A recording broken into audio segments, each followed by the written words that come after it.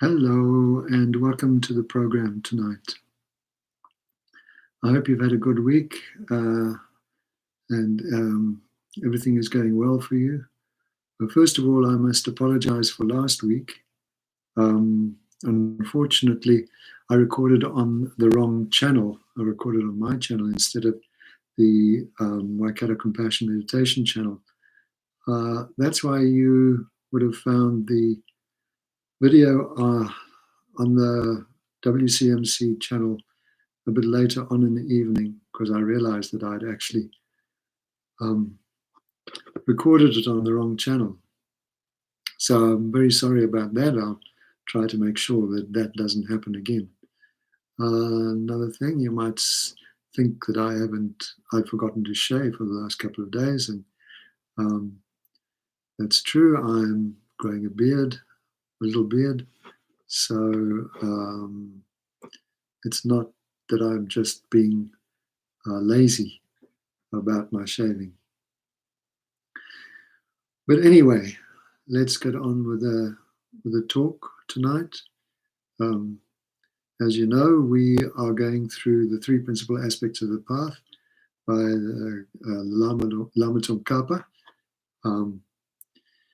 and we've been going through this for some time now, but we're still at the beginning. But before we start going through the text itself, let's just set some motivation, some positive, powerful motivation for the teachings as we normally do, thinking that what we hear tonight, the positive potential that from what we hear tonight may go towards our benefit, particularly enlightenment, gaining enlightenment so we can be of greatest benefit to all beings. That, of course, is the mind of bodhicitta.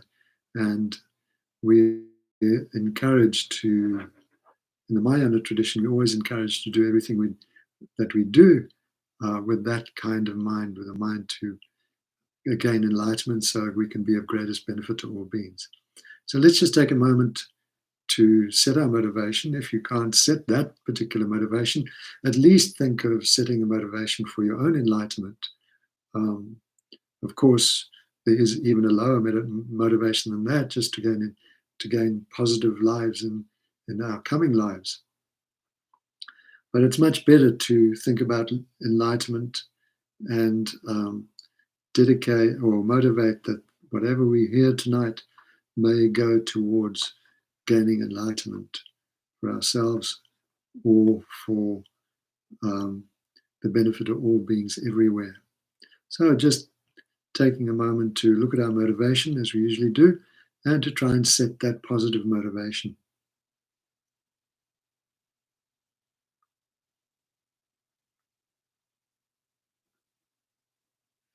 Thank you.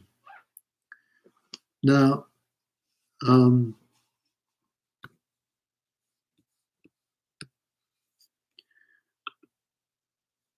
if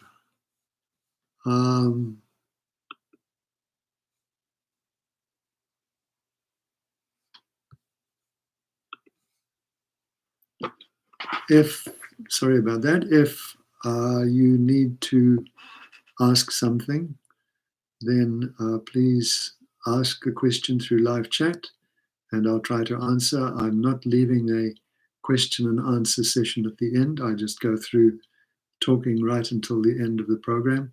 But if you have a question, please post it and I'll try to answer it as it comes through.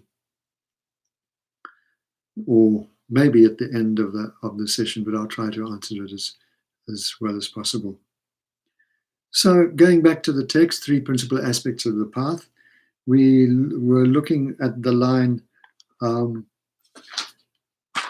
listen with clear minds, you fortunate ones, who direct your mind to the path pleasing to the Buddha and strive to make good use of leisure and opportunity without being attached to the joys of cyclic existence. Now, as I explained last time, in the Tibetan, it's the other way around. It reads, unattached to the joys of worldly existence, striving to use well their freedom and riches, trusting the path that pleases the Buddhas, fortunate ones listen with a pure mind. And there was a reason, as I explained last time, there's a reason for that particular sequence, even though the English is a bit cumbersome. Unattached to the joys of worldly existence or cyclic existence means renunciation. Striving to use well their freedoms and riches indicates bodhicitta, and trusting the path that pleases the Buddhas indicates the right view of emptiness. So this particular line is encompassing all the three principal aspects of the path, which are renunciation, bodhicitta, and the correct view. And then the line talks about fortunate ones listen with a pure mind. Now, what do we mean by a pure mind? We explained a little bit about fortunate ones last time. Remember, if you saw the video, we said that fortunate ones are those people who have some interest in spiritual practice and have the opportunity to practice the Dharma, come across the Dharma and practice it. They have some interest in it, and they want to progress with it. So those are the fortunate ones. So when we're talking about a pure mind, those fortunate ones with a pure mind, it is telling us to have the 6 attitudes and to be free of the 3 mistakes of the pot. Now, right in the beginning of this series, I talked about these 6 attitudes and the 3 mistakes, the 3 pot-like mistakes. And I'll just run through them again. The instruction in the texts, in the Lamrim texts, is not to have a pot like not to have a mind like an upside down pot, or a pot with a hole in it, or a dirty pot. So your mind should be free of those types of metaphor. So an upside down pot means a pot that doesn't hold anything. No matter how much you pour in it, it's not going to hold anything. So when you come to teachings, one should be free of a mind that is completely distracted and is not going to hold anything of the teachings. If you have a mind that's completely distracted, thinking about other things, then when you leave the teachings, nothing is going to go with you. The mind with a hole, the mind like a pot with a hole in it, means the pot, the teachings go in one ear and go out the other. In other words, nothing is, even though you're paying attention, you don't remember what you've been taught. You just forget it quite easily. You don't think about it after the teachings, and so you forget it. You forget what you've been taught, and again, it's not of much benefit. And the person, the mind that is like a dirty pot, is a mind that is motivated by impure motivations, like wanting to attain fame or fortune, using the teachings to be of some worldly benefit instead of wanting to come to the teachings and learn something to be of spiritual benefit and to make progress on the spiritual path. So if you come to the teachings with a bad motivation or negative motivation, or motivation to get some fame or to win some friends so that it'll give you money or something like that, then that is like polluting the teachings. It's like making like a pot that's dirty, that pollutes everything that goes into it. So we're encouraged not to have these three types of mind when we come to the teachings. And then for the mind to be completely pure and for our enthusiasm to be strong for the teachings, we're encouraged to generate 6 attitudes. The first is that we are sick people, that there's something wrong with our minds. And if we compare our minds to those of enlightened people, we can see that our minds are in fact quite sick. We're suffering a lot through what our minds are doing. And the way that we're reacting to things, the way we approach things, the way we approach other people and so on. We cause a lot of suffering for ourselves. So it's like our mind is diseased. And then the second attitude is that the Buddha is the doctor. The Buddha knows how to cure the disease of our mind. And so we go to the Buddha to free us from this disease in the same way as we would go to an ordinary doctor to free us from some ailment that we have. Then the third attitude is that the Dharma, or the Buddha's teachings, is the medicine.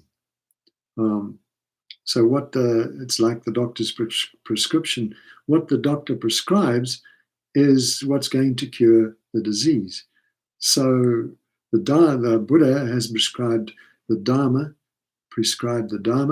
and told us that if we follow the Dharma, we can attain the same enlightenment that he did. So that is like the medicine for our minds. What the Buddha taught is like the medicine for our minds. Then the next attitude is that we have to take the medicine. The medicine has to be taken. In other words, we have to practice the Dharma. It's no good going to read or listen to the Buddha's teachings and then don't put them into practice. That won't help us at all. It's like going to the doctor and he gives you some medicine, but then you put it on the shelf and you forget about it. It's not going to help your disease. So in the same way, when we listen to the Dharma, we try to put it into practice as much as we possibly can. And that will help us to attain enlightenment, in other words, to be free of our mental ailments. And then the next attitude, the fifth attitude, is that the highly realized ones, the highly realized beings, and the Buddhas and Bodhisattvas are like the nurses. They're like the nurses that can help us along the way. You know, if you really get sick, you have to go to a hospital, and of course it's not the doctor that looks after you, it's the nurses, and they bring you your medicine and they look after you, and they make sure that you are as comfortable as possible. So I'm not saying that all our spiritual teachers are going to make us very comfortable. Sometimes they'll do the opposite. But whatever they do, they are guiding us and helping us to attain enlightenment, to be free of our difficulties. So they will help us to take the Buddha's teachings and to make our lives the same as the Buddha's teachings, make our lives into the Buddha's teachings so that we can quickly recover from our ailments. And then the last attitude is that the Buddha's teaching should last for a very long time. Of course, we can't say that we're going to be cured very quickly. Like sometimes you have to take medicine for quite a long time before you can be cured. And similarly, we have to be ready to practice the Dharma for quite a long time before we can say we are enlightened. So we need to think that and wish and pray that the Buddha's teachings last for a very long time. But then not only do we look forward for our own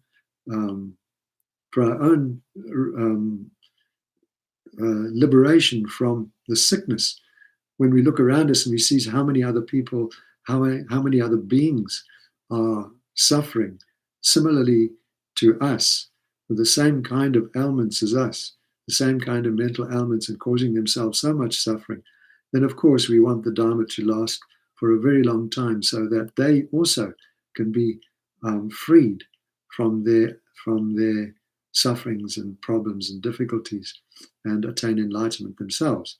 So this is the reason why we wish that the Dharma will be there for a very long time, and will benefit many beings. So those are the 6 attitudes. Now we come to the teachings with with those 6 attitudes, and mind that are free from the metaphors of the 3 pots. And that is what we mean by listening with a pure mind. If we come intending to practice, to listening carefully, intending to practice and not forgetting, and with a very strong positive motivation, and then seeing that the Buddha is the doctor and the Dharma is the medicine, that we're the sick people and we have to take the medicine, and the highly realized ones, the great spiritual teachers, are our guides and helpers, and that we wish the Dharma to last for a very long time. With that package in our minds, then we can come to the Dharma and listen to it with a great deal of enthusiasm and joyfully. Whereas if we feel that, if we don't have those kind of attitudes, we might feel, oh, I've got to go to this teaching, but I don't really want to go. I'm a bit. It's so boring what this old chap is saying, and I'd much rather be watching a movie or something if we have that kind of attitude. But when we come to the teachings, then of course it's not going to be of much benefit. But with a real enthusiasm to free ourselves from all our mental sufferings, and listening to the teachings well and putting them into practice, it is very possible that we can make steady progress on the path and eventually attain enlightenment. There was one teacher I've talked about many times before. He's the spiritual director of the Foundation for the Preservation of the Mahayana Tradition.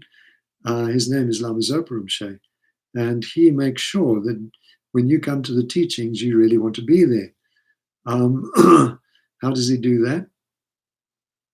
Well, as I've said before, you may have the teachings set for 8 o'clock at night, but he could come anytime that he wishes. He could come at 8 o'clock, but he could come at 12 o'clock at night.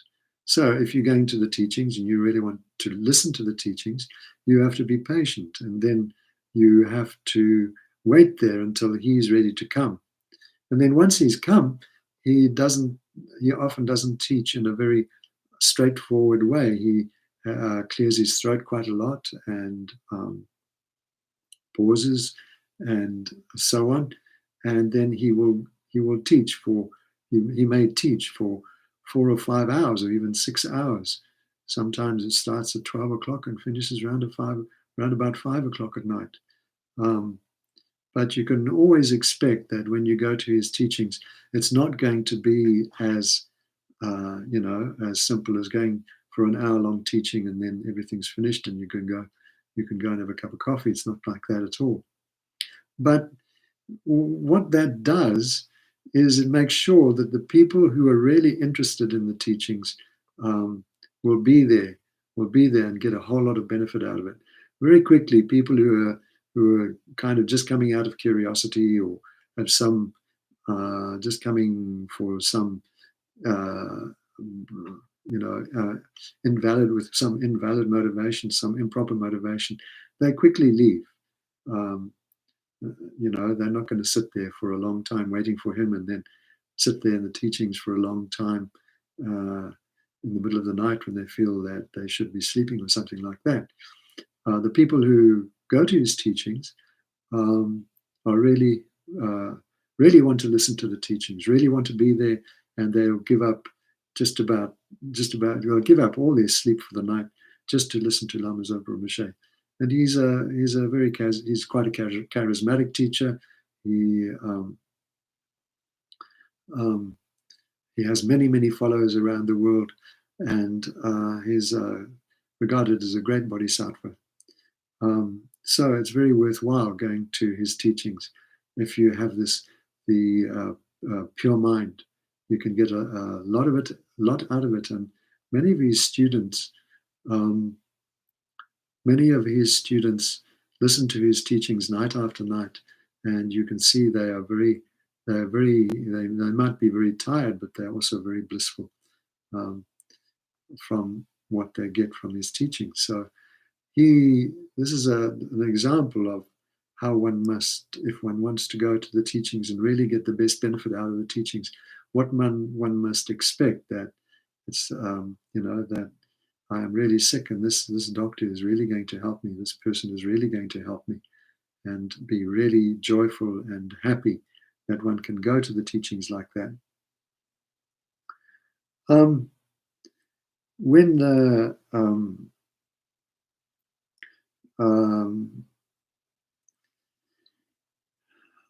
when the line says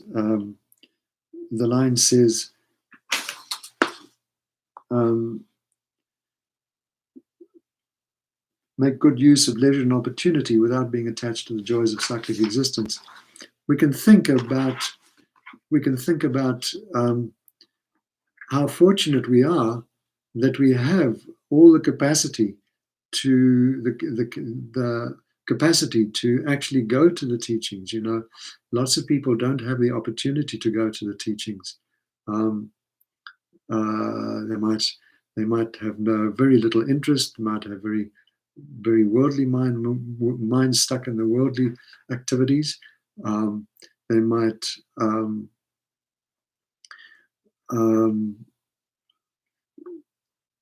and often we get very caught up with our own lives. Like often we complain, we'll sit around complaining, thinking, oh, I've got this problem, I've got that problem. My partners are not being annoying, and my life is not going well, and suddenly I've got coronavirus and I can't go to work and I can't earn money, and we blame the government, or we blame all sorts of things. The economy is so bad, and we sit there and we complain and we complain and we complain. We compare ourselves to Australia, for instance, and say it's so much better in Australia, and all this kind of thing. We're using our capability, our capacity, our capabilities and capacity, our good human body and good human mind, in a very negative way by doing that. Actually, it's not helping us at all. It is putting some negativity and strain on our minds that is going to come back on us at some stage. Wouldn't it be much better to go to the teachings, be happy that we have the Buddha Dharma to help us to develop our spiritual path, and would it be much better if we keep our minds so joyful because we have this opportunity of getting the teachings, of being able to practice. We have friends who are interested in a spiritual path and can help us. We have teachers that can help us. We have so many. It is so easy to get teachings in this day and age.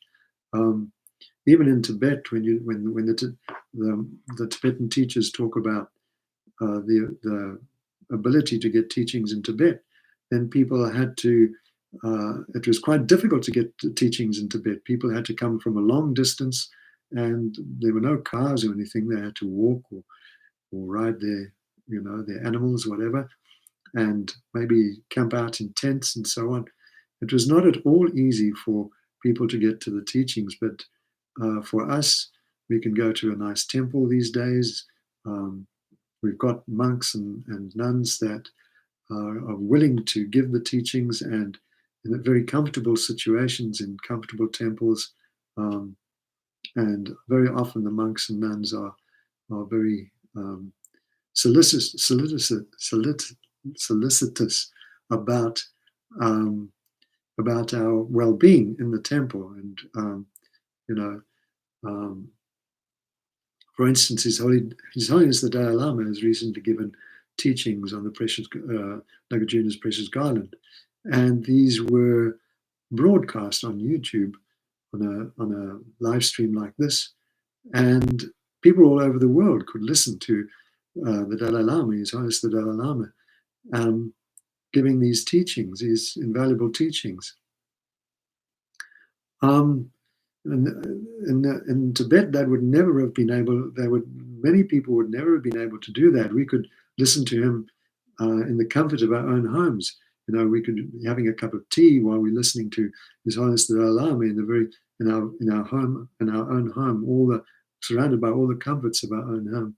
And this is extremely fortunate to be able to take teachings from monks like His Holiness the Dalai Lama, Thich Nhat Hanh, various monks, Ajahn Sumedho, Ajahn Chandaka, and all people like that who have a lot of experience and knowledge, and we can take teachings from people like that very comfortably. YouTube is full of spiritual teachers, great spiritual teachers who can lead us along the path.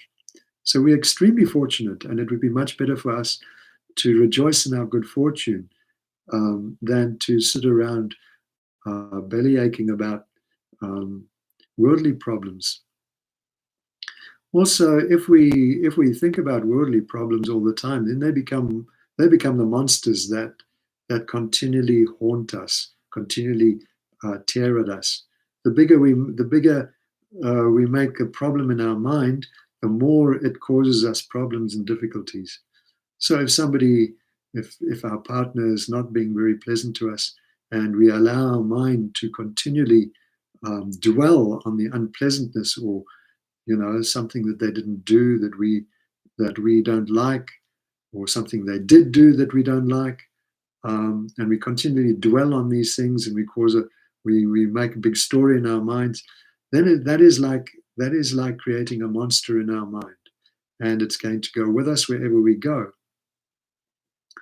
and it's going to spoil our lives, and it's going to encourage the habit to be critical and to carry negative storylines along with us in our minds wherever we go, and make things much bigger than they actually are. Usually the things that we worry about are very small, not all that great at all, and there are solutions for them. Even if they are quite serious, we can always find some kind of solution, some kind of benefit.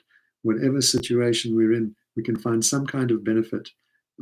But if we allow our minds to get depressed or complaining or critical, judgmental, then all that's going to do is to make the problem worse.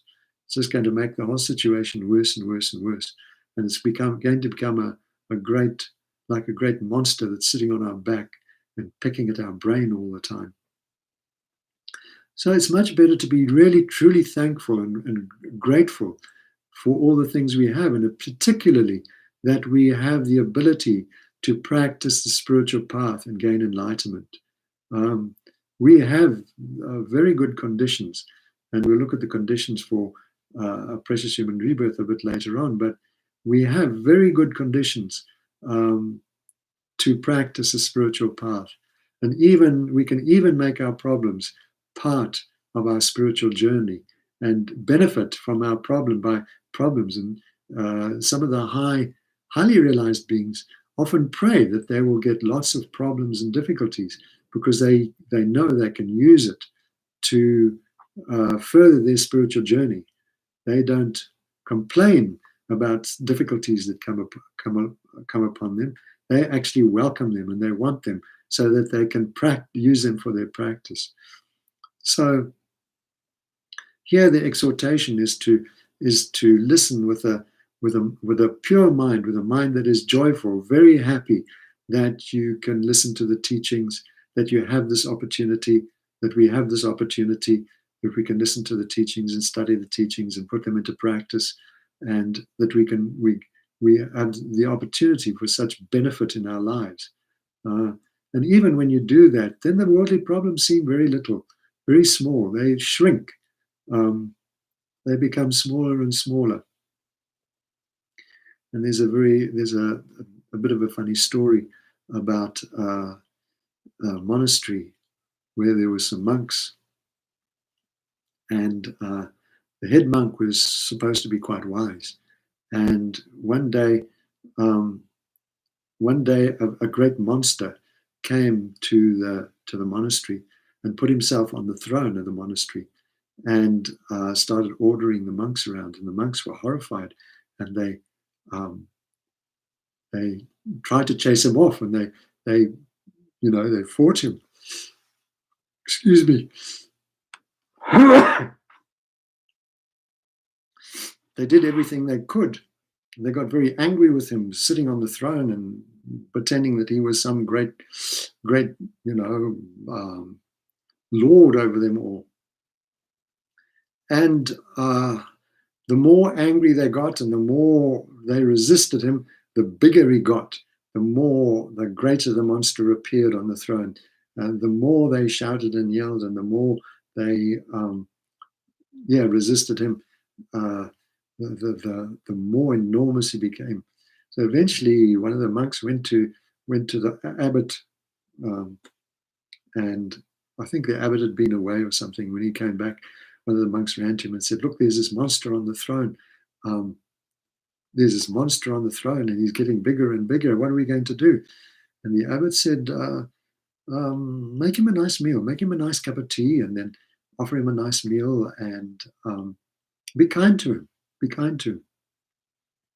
So all the monks started being kind to him. And what happened was that the more kind they were to him, the more the monster shrunk in size.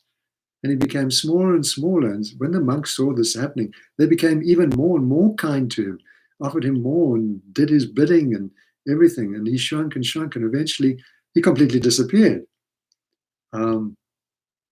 So the reason I'm telling this story is because when we have our problems and we complain about them and we fight them and we don't want them and resist them and all that sort of thing, when we have that kind of attitude that problems are our enemy and we have to do everything to free ourselves from them, then they become like the monster. The more we fight them, the bigger they become, and the more heavily baggage they become, and they dig their claws into our shoulders, and as I say, they dig their beaks into our brains, and they get bigger and bigger.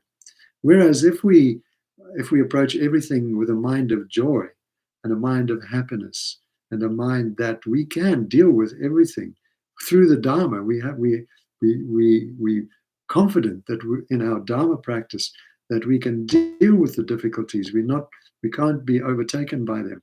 Then we will find that the problems and difficulties that seemed so monstrous before will get smaller and smaller. And they may not completely go away, but eventually they will become so insignificant in our lives that we will find we can deal with them quite easily. They're not something that we need to carry around with us, and they're certainly not something that is digging its beak into our brain, as it were. So if we have this attitude of joyfulness in our practice, then it's very helpful in freeing ourselves from worldly problems, helping to free ourselves from worldly problems, and to make progress on the Dharma, make progress in our spiritual journey. So that is that's the end of, comes to the end of this line. The line talking exhorting us to practice well, not to be attached to the delights of cyclic existence, telling us to have the mind of bodhicitta, the mind that wishes to gain enlightenment for the benefit of all beings, and the mind that is interested in the correct view of reality. Those make us the fortunate ones, and this last exhortation was for us to use our pure mind with the 6 attitudes and to be free from the 4 examples of the pot, and to approach our spiritual journey like this, and then everything will go well. We will make progress very happily. So now we go on to the next line in the text, and it reads like this: "For you embodied beings bound by the craving for existence, without the pure determination to be free from the ocean of existence, there is no way for you to pacify the attractions to its pleasurable effects. Thus, from the outset, seek to generate the determination to be free. For you embodied beings bound by the craving for existence, without the pure determination to be free from the ocean of existence, there's no way for you to pacify the attractions to its pleasurable effects. Thus, from the outset, seek to generate the determination to be free." So what does this mean? This means that we have to see samsara, or cyclic existence, as something that is totally unacceptable, that it is like a prison, and it is like a prison that we want to get out of. Thich Nhat Hanh makes the analogy that if we are satisfied with cyclic existence, and say, well, it's okay, of course I suffer a bit, but there's lots to enjoy here in this type of existence. She compares it to a real prisoner, somebody that is in prison and thinks that prison's okay. You get three meals a day. You get 3 meals a day. Sorry about that. You get 3 meals a day. You get a good bed. You're not out on the street, and you don't have to work or anything. Well, sometimes prisoners have to work, but you don't have to work under a boss that's always chiding you. You just do whatever you have to do, and it's quite a comfortable life. And you can just, it's okay. But if we think that samsara is like that, if we have that kind of attitude to samsara, like the prisoner who likes to be in prison, we're overlooking the fact that actually there is much suffering involved in the samsaric existence. In the same way as if you're in prison, you have no freedom. People are ordering you around all the time. You can't do what you want to do. It's very noisy, and the people that are around you are often very not kind at all. In fact, the opposite. So, and you're very regimented. You have no freedom at all. So, prison is not a pleasant place to be. And similarly, if we don't look at the disadvantages of samsara and really understand the disadvantages of samsara or cyclic existence, then we will say, it's okay. I get enough to eat. I'm living in a nice house. Of course, I have arguments and problems and difficulties, but who doesn't? But I can make do with what I've got. It's okay. And we don't develop the strong wish to be free of this type of existence with all its sufferings and its problems and difficulties. And then, of course, we relax, and we don't do lots of spiritual practice. We don't do much spiritual practice. What we do is kind of muddy. What spiritual practice we do is kind of polluted, if you like, by and muddied by samsaric concerns and attractions, and so we make very little progress. We can make very little progress. So if we do want to make progress on the spiritual path, we have to, what this line is saying is, we have to get a very strong determination to be free. And the text often mention you should have an attitude towards samsara, to get out of samsara is the same way that a person whose head is on fire wants to put the fire out, wants to be free of the fire. Samsara is like having your head on fire, and you have to have that strong determination to be free and to get out of samsara. So to develop renunciation, we're trying to see all the faults of cyclic existence. We examine all the faults of cyclic existence to develop this very strong determination to get out, to be free of this type of existence. So if you examine your own mind, look into your own mind, then how much do you actually want to be free of this type of existence, where there's no real happiness? There's no, you cannot say, I'm happy now and I will be happy forever after. From now on until forever after, I will be contented and peaceful and happy and joyful. Can you say that? If you can't say that, then you're not yet free from cyclic existence. And how eager are we to free ourselves from cyclic existence? How eager are we free? Do we want to be? How eager are we to get out of all our sufferings, all our problems and difficulties, and to reach a state where we know that no longer will we ever suffer again? Our suffering is completely over, and we can look into the future, if you like. If you want to put it in terms of time, we can look into the future and we can see that never ever again will we even have the slightest suffering. How much do we really want that? Of course, if we want to be free of cyclic existence, there's only one way to go, and that is to realize the nature of existence, the true nature of existence, emptiness. From a Buddhist point of view, if you understand selflessness or emptiness, you have a real experiential understanding of emptiness, then of course you will be free.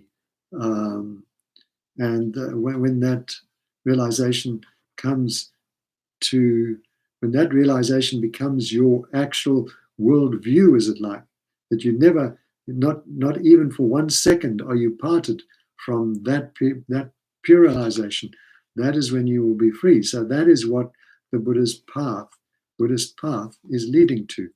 And all the practices of loving kindness, compassion, bodhicitta, and all the rest of the practices are actually leading to that end. So our wish to be free has to be informed by this understanding of emptiness, lacking of inherent existence. To be free of cyclic existence, we have to know what cyclic existence is. Some people say cyclic existence is their job, which gives them so much trouble. That's cyclic existence. But actually, that's not cyclic existence. That is just the environment in which cyclic existence takes place. Now, what is cyclic existence? Cyclic existence is this 5 aggregates, what we call the 5 aggregates, the body and mind aggregates, the coming together of body and mind through the influence of karma and afflictive emotion. So, of course, we think that we were born through our mother and father, but actually we took birth through karma and afflictive emotion. That is what is actually driving us to take this type of existence, our karma and afflictive emotions. And behind the karma and afflictive emotions is this view that things have their own inherent existence. And when you have that kind of view, of things having their own inherent existence. Through that view, we develop liking, disliking, and all the rest of it, as I explained earlier in one of the teachings. So cyclic existence is actually the five aggregates. The five aggregates from a Buddhist point of view is form, which means the body and all the forms that the body interacts with. Feeling, which means pleasant or unpleasant or neutral feelings. Discrimination, which is the mind that discriminates between this and that, the mind that discriminates, that's a computer and that's a pot plant and so on and so forth, and that's good and that's bad and so on.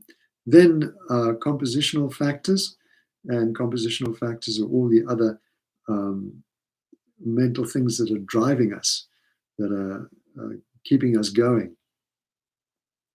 So there are 51 mental factors, many mental factors, but there are main 51 mental factors, and these are all included in, plus some other things included in compositional factors, which makes us up. And then the last one of the five aggregates is consciousness. So these are the five what we call the five aggregates, and normally the five aggregates come together through, in a normal ordinary person, or even somebody who's not enlightened, the five aggregates come together in one life, or in each life, through the workings of karma and afflictive emotion. Because we have karma and afflictive emotion, we take on these aggregates, we take on this type of existence. And then we experience, through this type of existence, we experience all the difficulties and problems and sufferings that the environment appears to inflict on us. But actually, it's not the environment that is afflicting suffering on us. It is our karma and afflictive emotions that are causing the problems. So to be free of cyclic existence, if we want to, a real renunciation is the renunciation of the five aggregates and the karma and afflictive emotions that drive us into the five aggregates. And in particular, it is the renunciation of the mind that clutches at inherent existence, independent inherent existence. We want to renounce that mind completely, transform that mind completely. So, because once we renounce that mind and we renounce karma and afflictive emotions, then everything changes, and we will become enlightened and completely free of our suffering. So, please don't think that cyclic existence is your mother-in-law giving you a good scolding, and she's part of cyclic existence. Your mother-in-law is just part of the environment of cyclic existence. Of course, in her life, she is cyclic. Her aggregates are cyclic existence, but the suffering that you're getting is through your karma and your manifestation, if you like, of cyclic existence. So,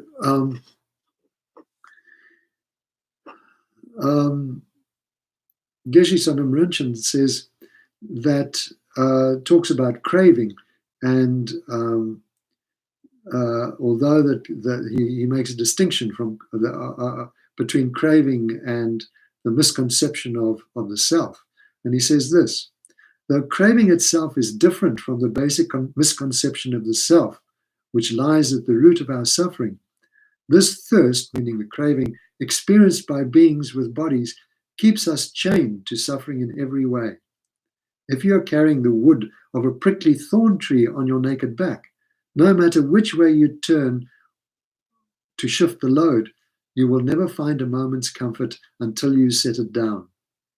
In our heart of hearts, we know that our present condition is uncomfortable. Wherever we travel, we're reminded of it, because sooner or later something goes wrong. Either we get sick or unhappy. No matter how great the luxury we enjoy, or the excellent company we keep, misery of some kind dogs our footsteps. So it's this craving, the manifestation of the self. It comes in the form of this craving for all sorts of things, this craving and grasping at things. And if you look into your own mind, you can see the what is driving, what is your craving. We want a craving of all sorts of things. So let's look at. We can turn to a survey. We look at the richest people. We think that if I could get so much money, if I could win lotto, if I was really rich, then I would be free of all my suffering. We have that kind of idea in our mind. So let's see how the wealth affects the minds of the wealthy. There was a survey entitled "The Joys and Dilemma of Wealth," and it was run by the Boston College's Center on Wealth and Philanthropy, which is funded by Bill and Melinda Gates, the Bill and Melinda Gates Foundation, and Calibre Wealth Management. And this survey was done in 2011.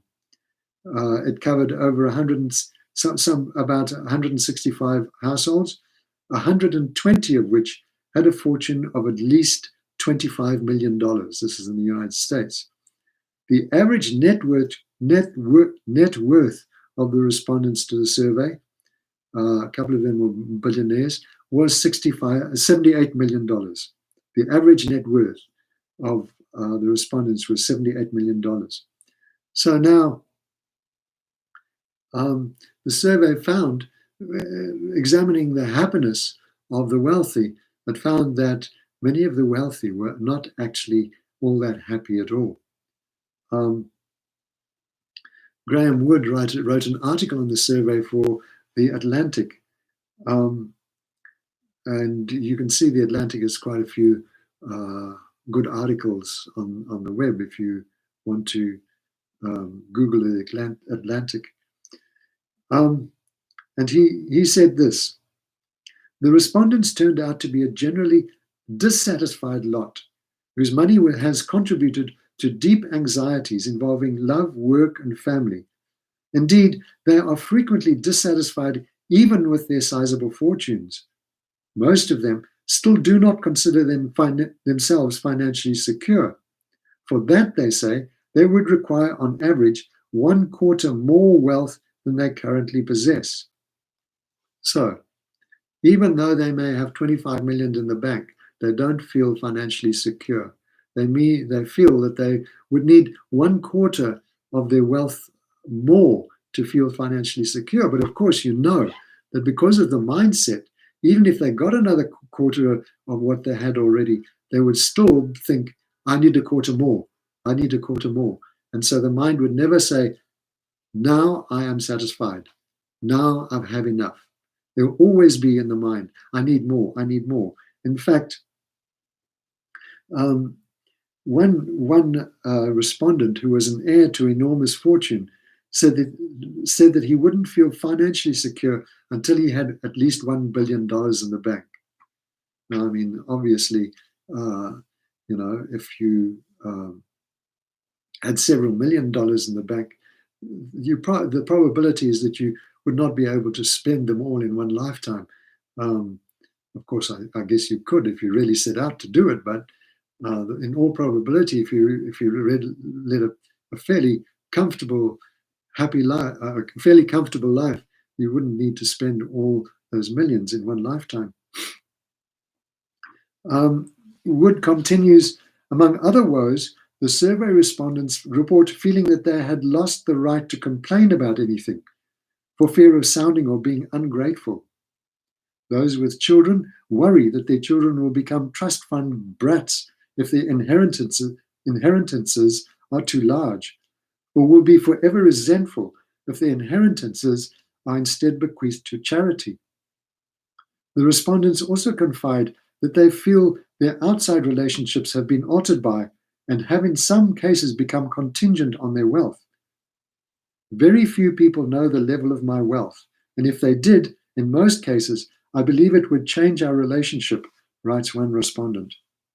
Another notes, I start to wonder how many people we know would cut us off if they didn't think they could get something from us. Often there's a psychologist who was co-author of this survey. He's a counselor of the rich, and he said often wealth takes away the basic joys of living. So, for instance, when a wealthy person is expected to give gifts, for Christmas or birthdays or something, the gifts are always expected by the recipient to be very expensive. So a wealthy person might give one of their relatives a gift, and the person criticizes, oh, thank you very much, but under their breath they say, oh, last time you gave me something much more valuable, like a car, and this time you're only giving me this. So that there's some dissatisfaction. So they have this in their mind that they always have to give very expensive gifts, and so it makes them feel uncomfortable in their philanthropy. Kenny, this is a psychologist, says, sometimes I think that the only people in this country who worry more about money than the poor are the very wealthy. They worry about losing it, they worry about how it's invested, they worry about the effect it's going to have, and as the zeros increase, the dilemmas get bigger.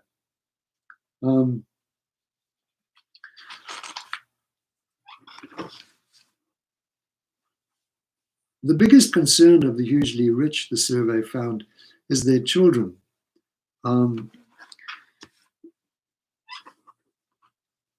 Often wealth means that the children's education is well looked after, but it also gives a perverted view of the world, in that the kids take extra risks because they know that they will easily get off through the wealth of their parents, and often it robs them of ambition, because they understand that they've always got wealth to fall back on, so they don't develop a strong sense of wanting to do something particular.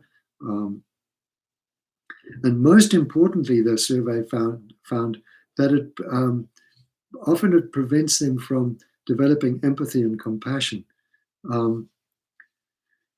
So because they become very entitled, and they look down on those that are poorer than them, and think that they can do whatever they like, and nothing will come back on them, even if it means harming those those poorer than them. Wood ends the article with these words: if anything, the rich stare into the abyss a bit more starkly than the rest of us. We can always indulge in the thought that a little more money would make our lives happier, and in many cases it's true. But the truly wealthy know that appetites for material indulgence are rarely sated. No yacht is so super, nor any wine so expensive, that it can soothe the soul or guarantee one's children won't grow up to be creeps. When the rich man takes his last sip of Chateau Yquem 1959, he tips back the wine glass to find at its bottom an unforeseen melancholy.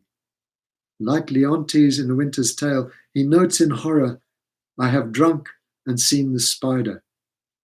It is as terrifying a realization in Saint-Tropez as it is anywhere else. So, if we don't give up if we don't renounce the cyclic existence, if we keep on indulging in these thoughts that bow down to cyclic existence, that allow ourselves to become indulgent in the pleasures of cyclic existence, our mind to always be attracted to outside things and to want to possess them and want to own them and have craving for them, then as the line says in the text, we can never ever be satisfied, no matter what we get, no matter how rich we are, no matter how much praise we get, how famous we are. We will never be free of cyclic existence. That mind will always be craving more and more and more and more, and can never be satisfied. And so we have to develop this real determination to be free of cyclic existence, of this body and mind taken through karma and afflictive emotion, and to free ourselves from this craving and grasping at things that seem to be separate from us, to develop the mind of enlightenment, the mind that sees things as empty of samsaric value, of any value in samsara, and only then can we start on the spiritual path and make great progress and make good sense of it. So our hour is up. Thank you very much for listening, for being with us tonight. I hope it's been of some benefit, and I wish you well for the rest of the week. Before we go, let's just dedicate to the positive potential that we've generated to our purpose, particularly if we can, attaining enlightenment for the benefit of all beings.